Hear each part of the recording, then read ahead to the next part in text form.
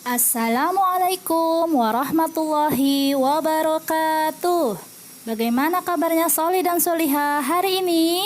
Alhamdulillah luar biasa, tetap semangat mengguncang dunia. Allahu Akbar, Allahu Akbar, Allahu Akbar. Alhamdulillah, pada kesempatan hari ini Sabtu 29 Agustus 2020 kita akan melaksanakan ekstrakurikuler kita yang tentang kepanduan ya. Ini adalah ekskul kepanduan kita yang pertama ya. Nah, apa sih kepanduan itu? Nah, sebelumnya Ustazah akan jelaskan sedikit tentang kepanduan. Nah, kepanduan di sini adalah sebuah kegiatan yang akan melatih antum agar antum memiliki jiwa yang pemberani ya, cepat tanggap terhadap situasi-situasi darurat, suka menolong ya, dan tidak panik dalam keadaan-keadaan atau situasi-situasi darurat seperti misalnya kecelakaan. Nah, disinilah kalian akan belajar dalam kepanduan ini. Untuk materi kita yang pertama, kita akan belajar tentang P3K. Apa ya P3K itu? Nah, silahkan simak penjelasan berikut ini. P3K adalah pertolongan pertama pada kecelakaan, yaitu pertolongan sementara yang diberikan kepada seseorang yang menderita sakit atau kecelakaan sebelum mendapatkan pertolongan dari tenaga medis atau dokter. Untuk pengobatan P3K kita membutuhkan peralatan. Nah, diantaranya peralatan yang kita butuhkan adalah yang pertama kasa steril. Kasa ini adalah sejenis kain, tetapi kainnya lembut ya, dan agak jarang-jarang seratnya digunakan untuk membalut luka. Kalau kita tidak menemukan kasa steril, kita bisa menggantinya dengan sapu tangan yang bersih atau kain yang bersih. Kemudian peralatan selanjutnya adalah plester. Plester digunakan untuk merekatkan kasa penutup agar tidak lepas pada saat dia menutupi luka. Selanjutnya ada plester yang mengandung obat. Nah, plester yang mengandung obat ini digunakan untuk menutup luka kecil yang telah dibersihkan. Misalnya luka karena teriris atau tersayat benda tajam seperti pisau atau silet. Kemudian berikutnya ada kapas.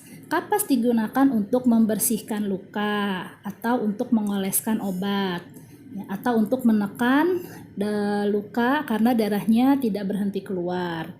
Berikutnya ada gunting. Gunting digunakan untuk memotong perban atau kasa atau kain untuk perawatan. Kemudian berikutnya ada senter. Senter digunakan untuk melihat luka tertentu agar lebih jelas apakah ada benda-benda yang masuk di dalam luka atau misalnya ada benda yang masuk ke dalam telinga. Nah, itu kita bisa melihatnya dengan bantuan senter. Berikutnya adalah obat-obatan untuk P3K. Yang pertama adalah obat pencuci luka.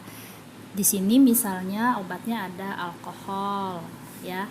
Nah, kegunaannya adalah untuk mempercepat penyembuhan pada luka yang ringan seperti tersayat benda tajam dan menghindari luka dari kotoran agar tidak infeksi. Nah, cara penggunaannya adalah pertama dengan membersihkan luka dengan obat pembersih luka agar bersih dan steril, kemudian oleskan obat pada luka. Selanjutnya adalah obat luka ringan. Contohnya di sini misalnya betadin. Kegunaannya adalah untuk mempercepat penyembuhan pada luka yang ringan seperti tersayat benda tajam dan menghindarkan luka dari kotoran agar tidak infeksi. Contoh obat luka lainnya adalah misalnya minyak tawon ya, yang ada di sekitar rumah kita. Nah, cara penggunaannya adalah dengan membersihkan luka dengan obat-obatan pencuci luka atau air terlebih dahulu yang mengalir. Kemudian oleskan obat pada luka. Ya, seperti tadi betadin atau minyak tawon. Untuk penanganan luka yang pertama yaitu luka dangkal. Contohnya adalah luka yang kena irisan atau luka lecet akibat terjatuh misalnya. Maka apa yang kita lakukan untuk luka ini? Yang pertama adalah hentikan pendarahannya terlebih dahulu dengan cara menekan kapas atau kasa ke dalam luka tersebut. Kemudian cuci luka tadi di air yang mengalir. Selanjutnya setelah kita cuci, kalau darahnya masih belum berhenti mengalir, maka tinggikan luka tadi dari badan kita, angkat lukanya gitu ya.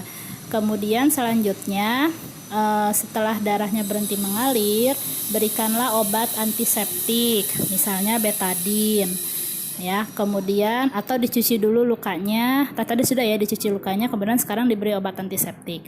Selanjutnya ditutup oleh kasa dan dikasih plester, atau boleh juga langsung ditutup dengan plester yang sudah berisi dengan obat. Dan jaga selalu lukanya agar tidak basah, tetap kering. Bisa juga kita menggunakan obat oles seperti minyak tawon kepada luka ringan tadi.